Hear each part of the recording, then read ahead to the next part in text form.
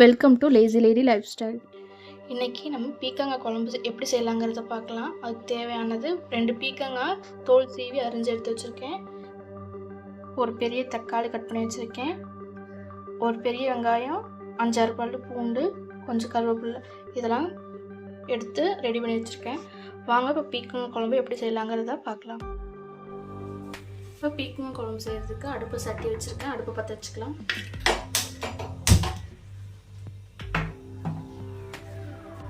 கொஞ்சமாக எண்ணெய் ஊற்றிக்கிறேன்.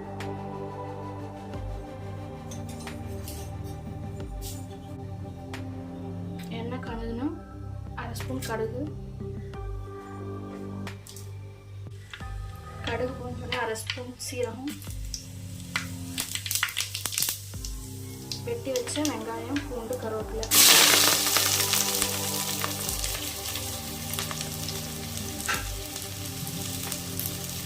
எல்லாம் கொஞ்சம் நல்லா வதக்கிக்கலாம்.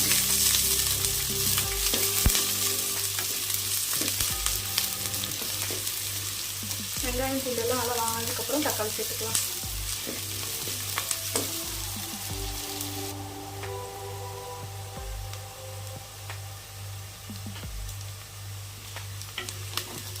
வெங்காயம் பூண்டு நல்லா வதங்கிடுச்சு. இப்போ ஒரு பெரிய தக்காளி சேர்த்துருக்கேன்.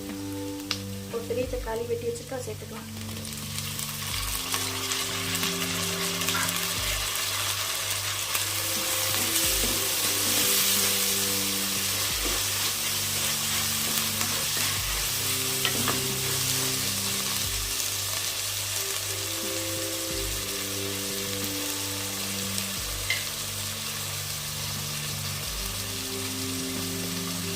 வெங்காயம் தக்காளியில் வதங்கிறதுக்கு குழம்புக்கு தேவையான அளவு உப்பு சேர்த்துக்கிறேன்.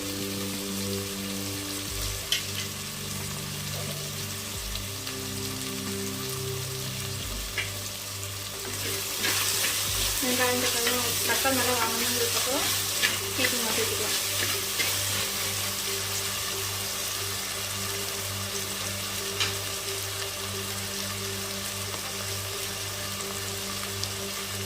தக்காளி நல்லா வதங்கட்டும். பீக்கங்காய் சேர்த்துக்கலாம்.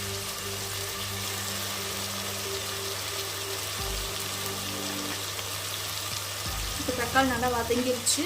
பீக்கங்காவை சேர்த்துக்கலாம்.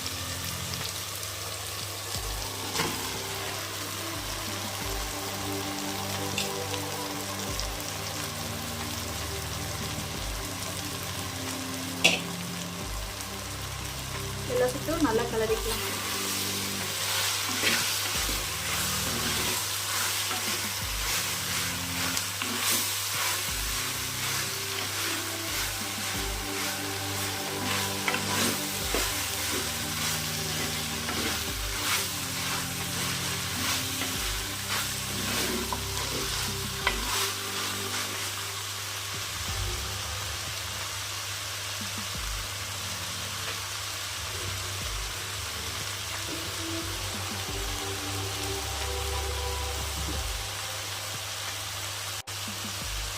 பீக்கங்காவெல்லாம் நல்லா ஒரு கிளறினதுக்கப்புறம் குழம்புக்கு தேவையான மிளகாய்த்தூள், குழம்பு மிளகாய்த்தூள் வீட்டில் அரைச்சது, அதை சேர்த்துக்கிறேன். ஒரு 1.5 ஸ்பூன் சேர்த்துக்கிறேன்.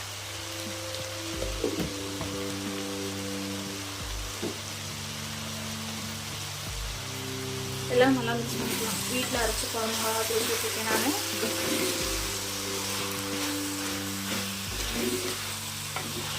மிளகாடின்னு சொல்லுவாங்க.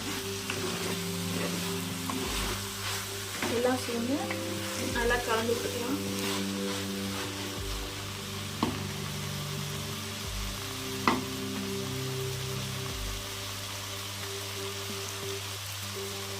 ரெண்டு நிமிஷம் அப்படியே இருக்கட்டும். அதுக்கப்புறம் கொஞ்சமாக தண்ணி சேர்த்துக்கலாம்.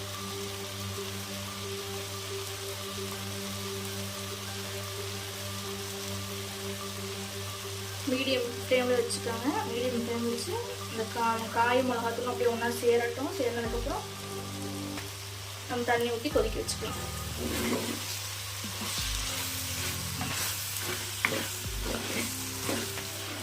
சும்மா 2 நிமிஷம் வதங்கினா போதும். மிளகோடையும் காயும்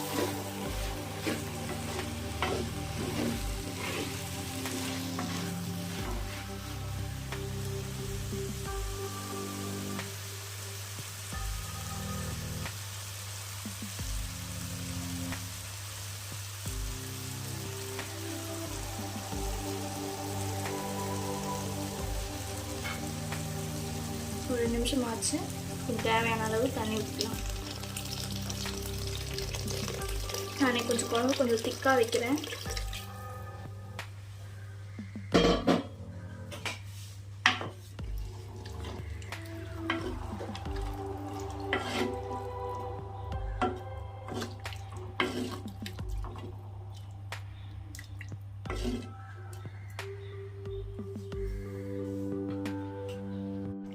இப்போ நான் குழம்பு நல்லா கொதிச்சிட்ருக்கு. மீடியம் ஃப்ளேமில் வச்சு தட்டு போட்டு மூடிக்கலாம். காய் வெந்தோடனே ஆஃப் பண்ணிக்கலாம். குழம்பு ரெடி ஆயிடுச்சு. குழம்பு நான் கொஞ்சமாக வைக்கிறதுனால அப்படியே காய் போட்டு வச்சுருக்கேன். உங்களுக்கு கொஞ்சம் குழம்பு நிறையா வேணும்னா பருப்பு கூட வேக வச்சு கடைசியில் இதுக்குள்ளே சேர்த்துக்கலாம்.